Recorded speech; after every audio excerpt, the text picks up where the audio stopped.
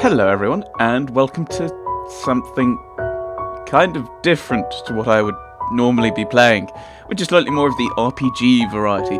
This is Katawa Shoujo, and two things will have happened then. You will either have facepalmed at how bad that pronunciation was, in which case this may or may not be a tough ride depending on how many kind of Japanese words or names there are, or you went, that was kind of good, in which case, yay? I don't know. This is a visual novel, and so I'm not entirely sure what that entails. I'm guessing there's a lot of reading. I like reading, and there are visual things, and I like seeing, so I don't know what to do. I do know that there is this thing called adult content, which YouTube is all like, no, about. So, disabled, because I like not having my videos reported and my channel taken down. So, yes, if that's what you're after, be gone. Be gone, this is not for you. That's a rambly introduction if ever I heard one. I don't think there's anything else to say. I've not played this before, so that's what I was told. And when I did a bit of research into this, it was basically, if you're going to play it, don't look at anything, just play it. So, we shall see what happens. Let's go.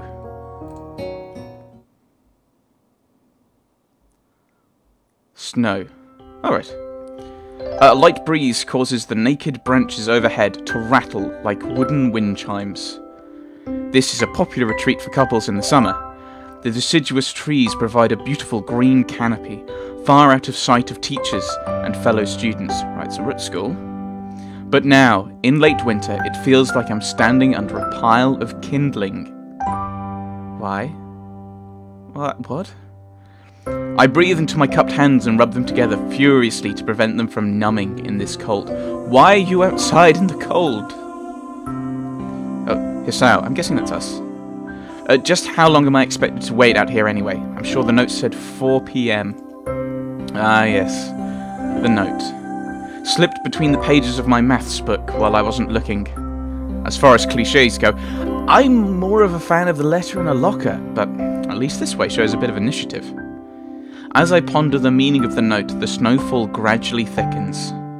The snowflakes silently falling from the white painted sky are the only sign of time passing in this stagnant world. Their slow descent upon the frozen forest makes it seem like time has slowed to a crawl. Ooh, sound effects. The rustling of dry snow underfoot startles me, interrupting the quiet mood.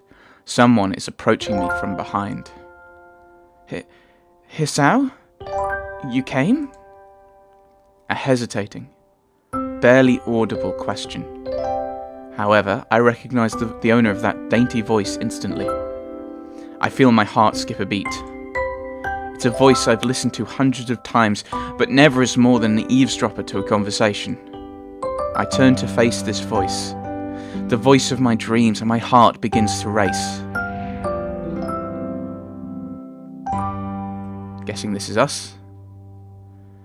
Iwanako? I got a note telling me to wait here. It was yours? Damn it. I spent all afternoon trying to come up with a good line, and that was the result. Pathetic. Yes, I asked a friend to give you that note. I'm so glad you got it. A shy, joyous smile that makes me so tense I couldn't move a single muscle, even if I tried. What? Oh, right. Oh, my heart. Okay, my heart is pounding now, as if it were trying to burst out from my chest and claim this girl for itself. Okay, nerves. So, here we are, out in the cold. Once again, the wind stirs up the branches.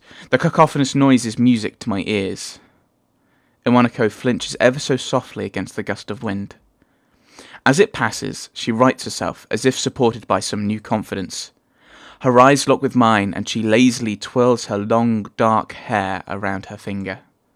All the while, the anxious beating of my heart grows louder. My throat is tight. I doubt I could even force a word out if I tried. You see, I think it's more than nerves, isn't it? I wanted to know... That doesn't sound good. If you'd go out with me. I stand there, motionless, save for my pounding heart. I want to say something in reply, but my vocal cords feel like they've been stretched beyond the breaking point. Hisao? I reach up to try to massage my throat, but this only sends spikes of blinding pain along my arms. Hisao? My whole body freezes, save for my eyes, which shoot open in terror.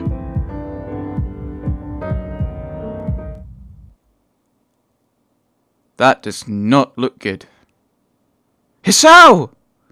The beating in my chest suddenly stops, and I go weak at the knees. That's not good.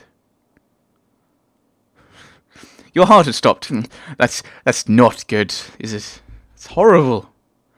Right, the world around me, the canopy of bare branches, the dull winter sky, Iwanako running towards me, all these fade to black. The last things I remember before slipping away are the sounds of Iwanako screaming for help, and the incessant clatter of the branches above.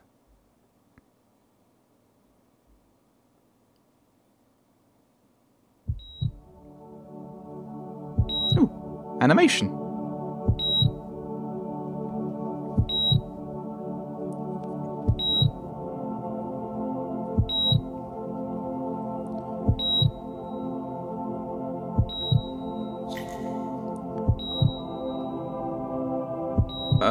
Hospital? Maybe? Our heart has stopped, so...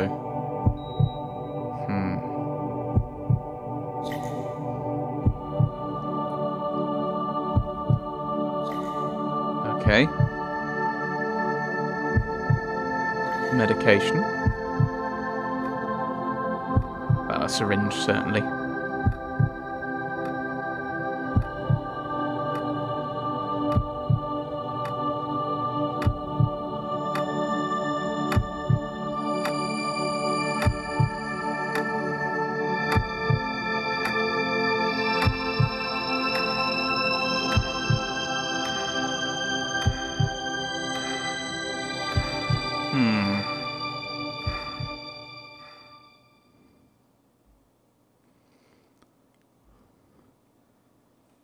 It's been 4 months since my heart attack. In that whole time, I can probably count the times I've left this hospital room unsupervised on one hand. 4 months is a pretty long time when you're left alone with your thoughts, so I've had plenty of time to come to terms with my situation. Arrhythmia. A strange word. A foreign, alien one. One that you don't want to be in the same room with. A rare condition. It causes the heart to act erratically and occasionally beat way too fast. It can be fatal. Apparently I've had it for a long time. They said it was a miracle that I was able to go on so long without anything happening. Is that really a miracle?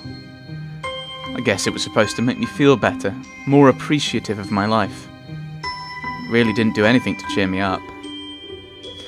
My parents, I think, were hit harder by the news than I was. They practically had 2 hemorrhages apiece. I had already had a full day by then to digest everything. To them it was all fresh. They were even willing to sell a house in order to pay for a cure. Of course, there isn't a cure. Because of the late discovery of this condition, I've had to stay at the hospital to recuperate from the treatments.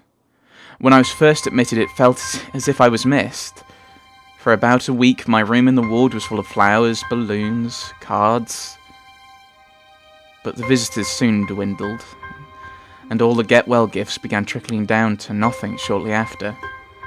I realised that the only reason I had gotten so many cards and flowers was because sending me their sympathy had turned into a class project. Maybe some people were genuinely concerned, but I doubt it. Even in the beginning, I barely had visitors.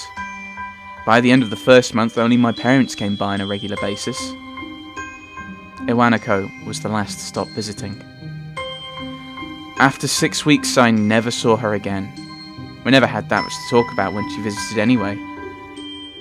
We didn't touch the subject that was between us on that snowy day ever again.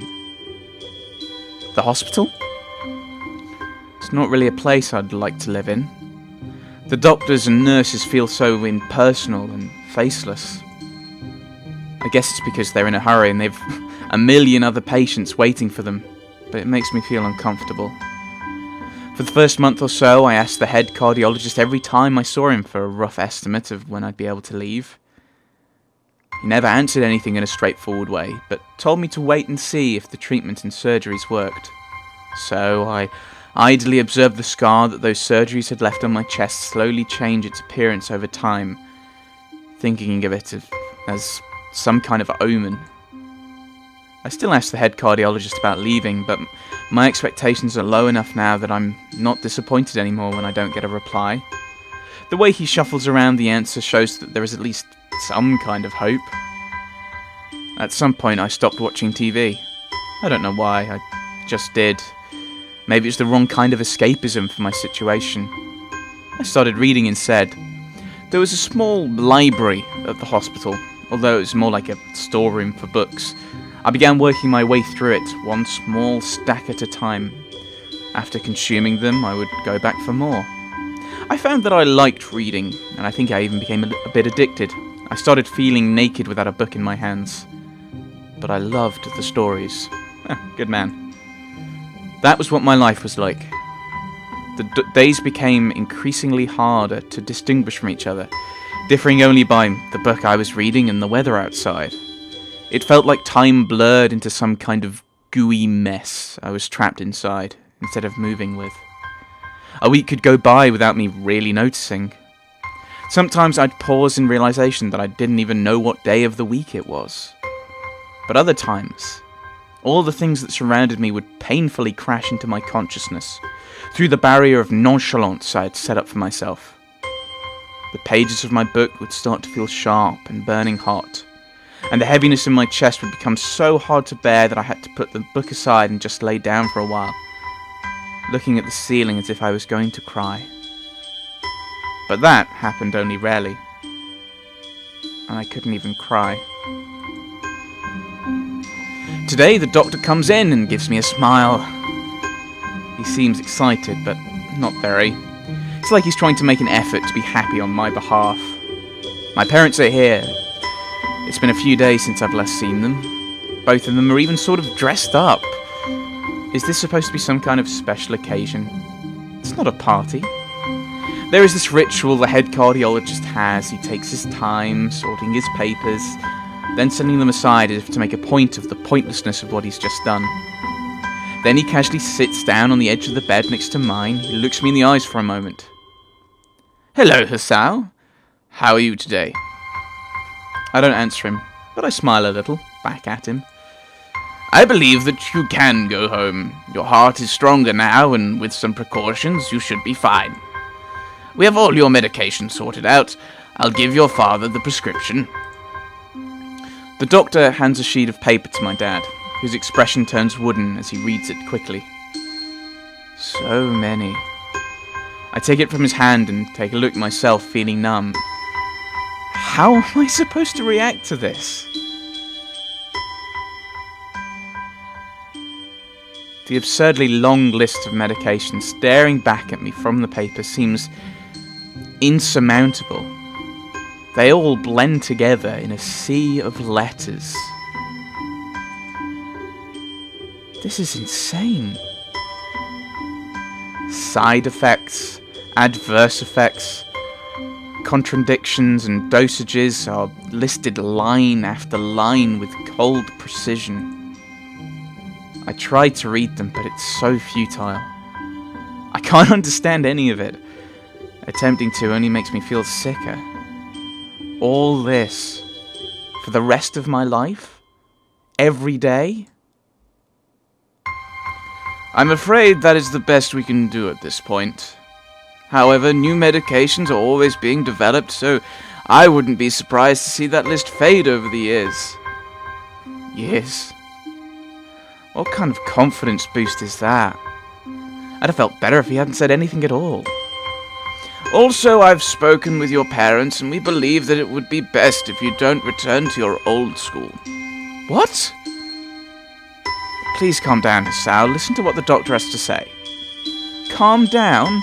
The way he says it tells me he knew full well that I wouldn't like it. Am I going to be homeschooled? Whatever my concern shows, it's ignored. We all understand that your education is paramount. However, I don't think that it's wise for you to be without supervision. At least, not until we're sure that your medication is suitable. So, I've spoken to your parents about a transfer. It's a school called Yamako Academy that specializes in dealing with disabled students. Disabled? What? Am I? It has a 24-hour nursing staff, and it's only a few minutes from a highly regarded general hospital. The majority of students live on the campus. Think of it as a boarding school of sorts. It's designed to give students a degree of independence, while keeping help nearby. Independence? It's a school for disabled kids. Don't try and disguise that fact. If it was really that free, there wouldn't be a 24-hour nursing staff, and you wouldn't make a hospital being nearby a selling point. Of course, that's only if you want to go, but your mother and I aren't really able to homeschool you. We went out there and had a look a couple of weeks back. I think you'd like it. Looks like I don't have a choice. Compared to other heart problems, people with your condition usually tend to live long lives. You'll need a job one day, and this is a good opportunity to continue your education. This isn't an opportunity. Don't call it an opportunity. Don't call it a goddamned opportunity. Well, you should be excited at the chance to go back to school. I remember you wanted to return to school, and while it's not the same one, a special school, that's an insult. That is what I want to say. It's a step down. It's not what you think. All of the students there are pretty active in their own sort of way. It's geared towards students that can still get around and learn, but just need a little help, in one way or another. Your father's right, and many of the graduates of the school have gone on to do amazing things. A person doesn't have to be held back by their disability. One of my colleagues in another hospital is a graduate. I don't care.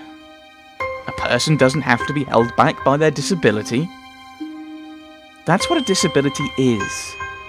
I really hate that something so important has been decided for me. But what can I do about it? A normal life is out of the question now. It's funny. I'd always thought my life was actually kind of boring. But now I miss it. I want to protest. I want to blame this lack of reaction on shock or fatigue. I could easily yell out something now, something about how I can go back to school anyway. But no. I don't say anything. The fact is that I know now it's futile. I look around the room, feeling very tired of all this. The hospital, the doctors, my condition, everything. I don't see anything that would make me feel any different. There really isn't a choice. I know this. But the thought of going to a disabled school? What are those even like? As much as I try to put a positive spin on this, it's very difficult. But let me try. A clean slate isn't a bad thing. That's all I can think of to get me through this. At least I still have something, even if it's a special school. It's something. It's a fresh start, and my life isn't over. It'd be a mistake to just resign myself to thinking that. At the very least, I'll try to see what my new life will look like.